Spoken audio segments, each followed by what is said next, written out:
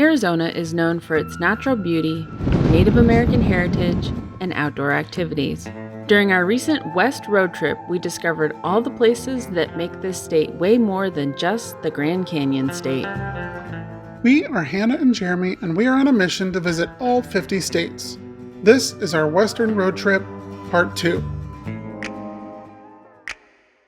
On our last video, we shared our visit to Utah, visiting just a few of the state's most iconic national parks: Bryce Canyon with its impressive hoodoos and rock formations, and Zion National Park, one of America's most visited national parks with challenging hikes and incredible views.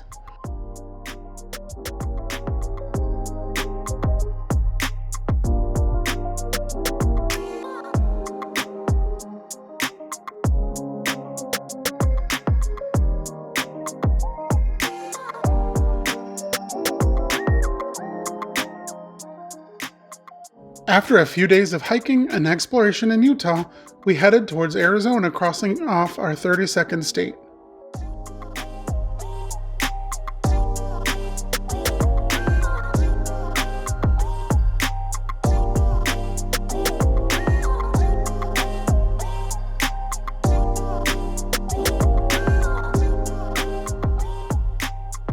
Our first stop was at Glen Canyon Dam, the 710-foot tall dam that flooded over 180 miles of the Colorado River to form Lake Powell. The dam also produces power, as the pressure forces water into large turbines that spin, generating electricity at about 5 billion kilowatt hours of electricity every year, which is enough to power nearly 500,000 U.S. households.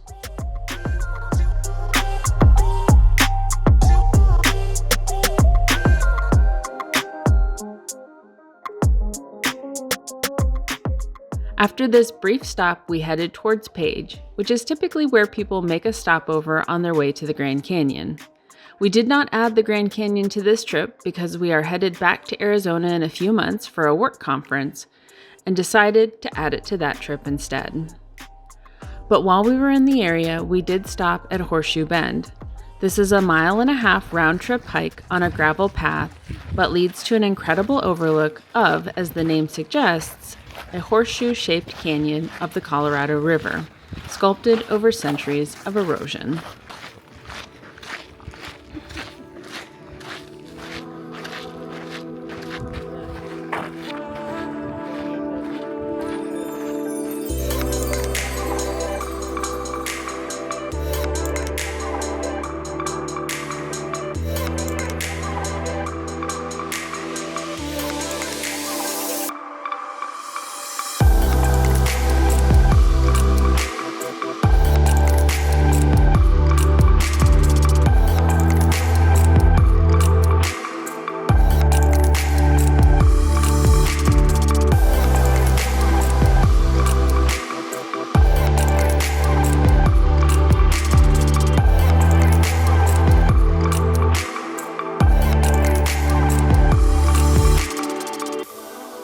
This area is on national park land, but the parking and trailhead are on city land, so there is a $10 parking fee. This area is also very popular and can be quite crowded at peak times, but with views like this, I could see why everybody wants to visit.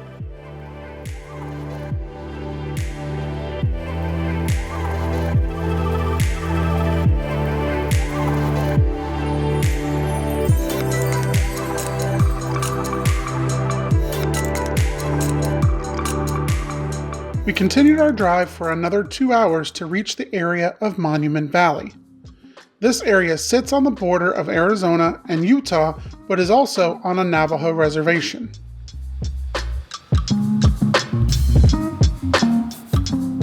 There are two main places to stay while in Monument Valley: the View Hotel and Golding's Lodge.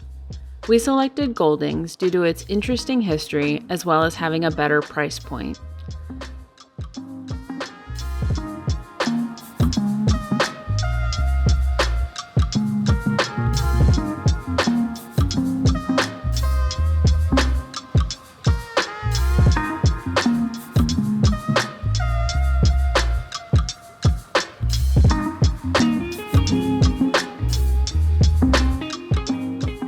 The room was basic but comfortable, but the wow factor really came when you opened the curtains and stepped out onto the balcony.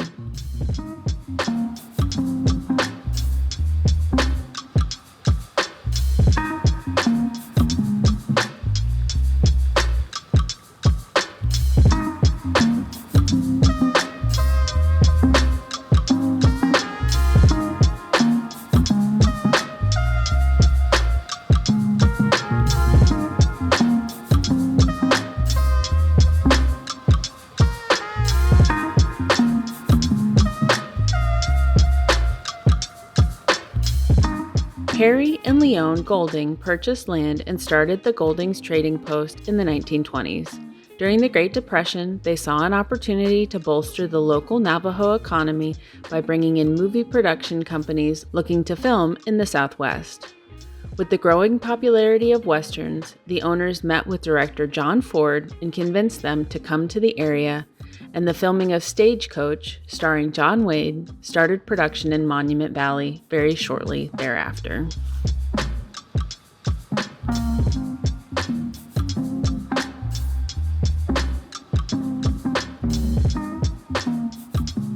Since then, Golding's has hosted film crews, photographers, artists, and tourists from around the world. The Trading Post has now expanded to include a lodge, a campsite, tour operation, restaurant, convenience store, and a private airstrip. They have preserved some of the history of the lodge and the surrounding area in the on-site museum.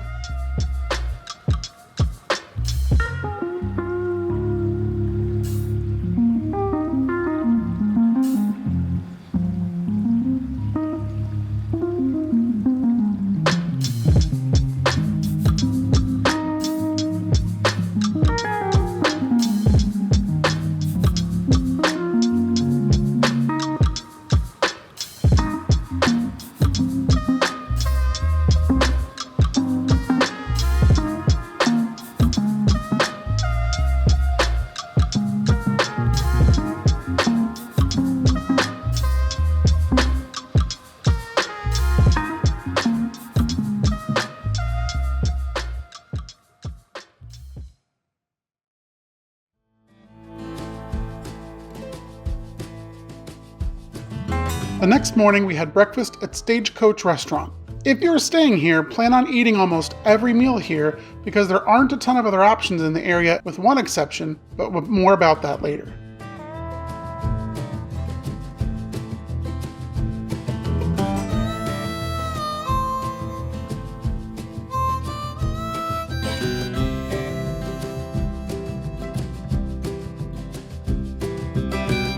We then headed to the tribal park to take the scenic loop drive through Monument Valley. The admission fee here is $8 per person. This is a 17-mile drive, only recommended for high-clearance vehicles. The road is not paved and can be very rough and uneven at times. If you are not a confident driver, it may be better to look into a guided tour.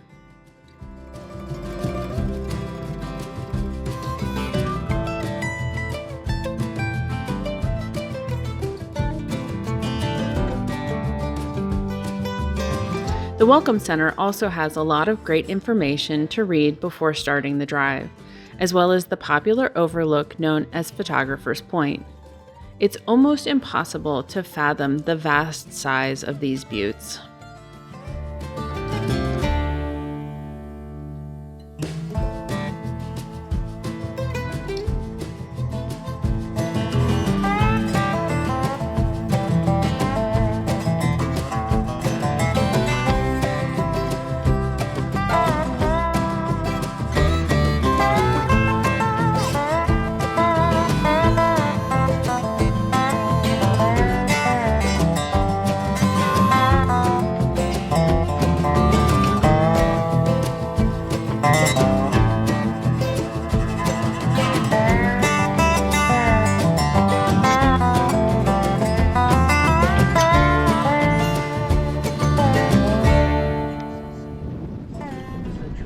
The settlers intended to lay claim to the best farmland and convert the Navajo to Christianity.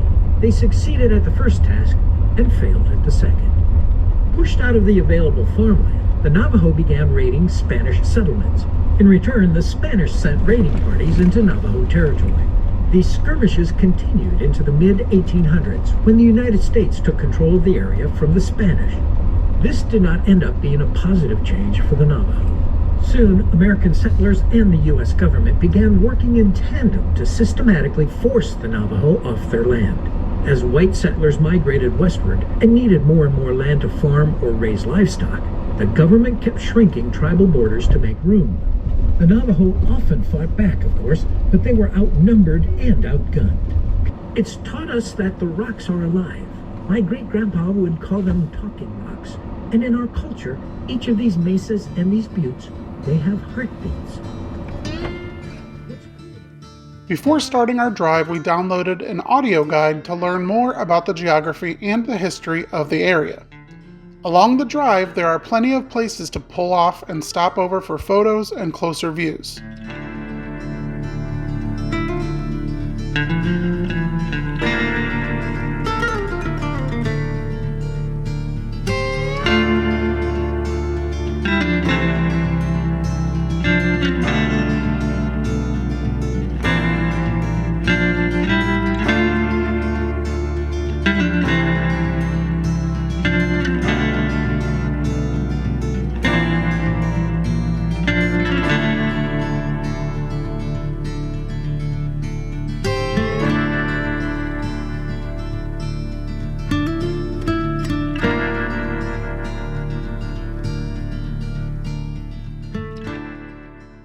The most famous stop in the park is John Ford Point, named after the director who frequently used this vista in his films.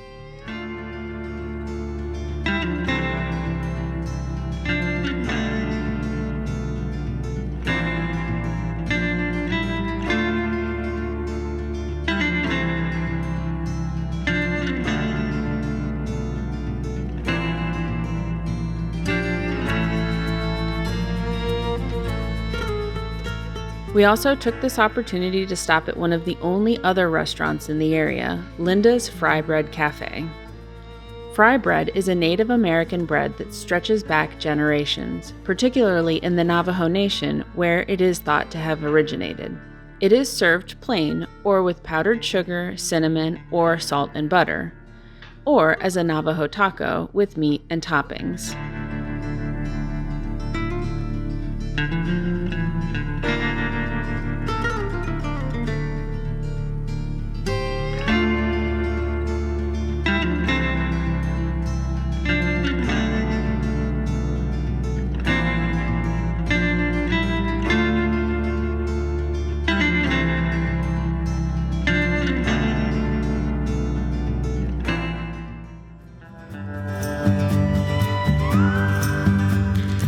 The geography of Monument Valley is characterized by towering sandstone buttes, mesas, and spires that rise dramatically from the flat, sandy landscape.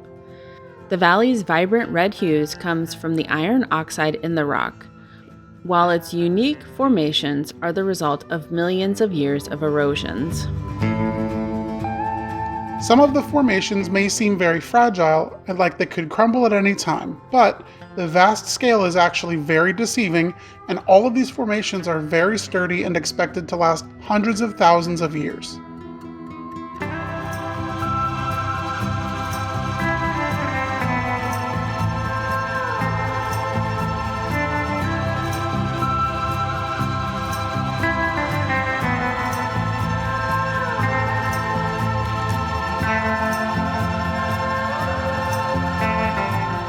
After exiting the park, we headed to one of the other most famous filming scenes in the area.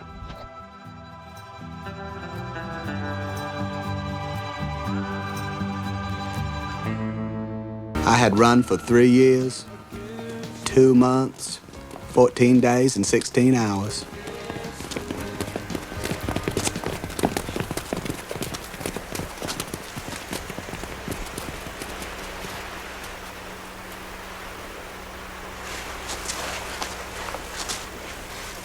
Quiet, quiet, he's gonna say something.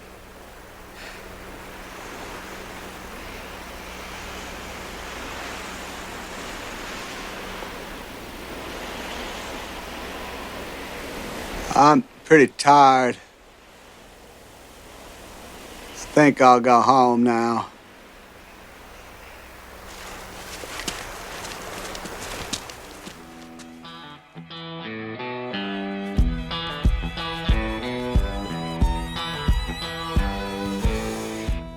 Fun fact, Forrest Gump is one of our favorite movies, so like many others who come here, we had to try and recreate this famous scene. Quiet, quiet. He's gonna say something. I'm pretty tired. I think I'll go home now.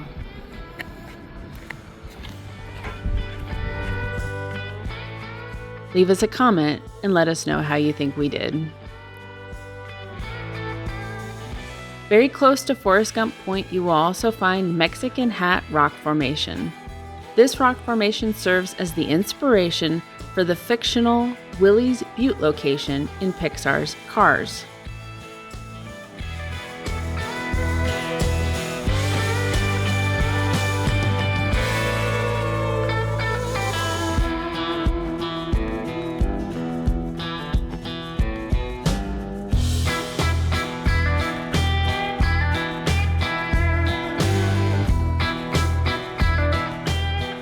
Another really interesting geographical area nearby is Goose State Park. Similar to Horseshoe Bend, this area is one of the most striking examples of an entrenched river meander in the country. This park was also way less crowded than Horseshoe Bend, so that definitely makes it a selling point for us.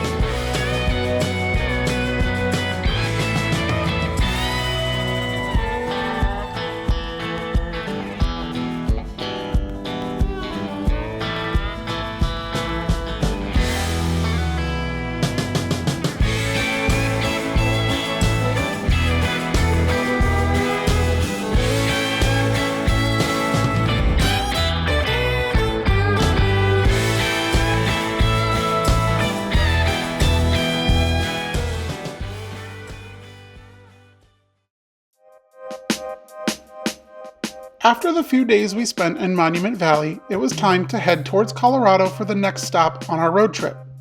Along the way, we realized that we would be passing by the Four Corners Monument. This is the only point in the United States where 4 states share a border.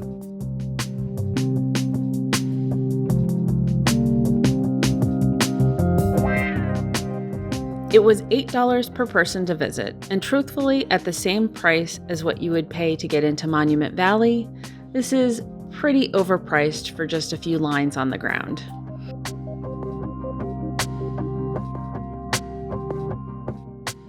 But we did happen to buy our favorite souvenir of the trip here, and it was cute watching people pose for their photos, so why not?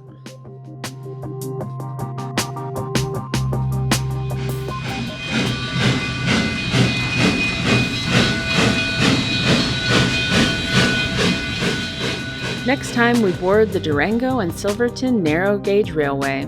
If you liked this video, please consider subscribing to the channel so that you can catch us on the next adventure.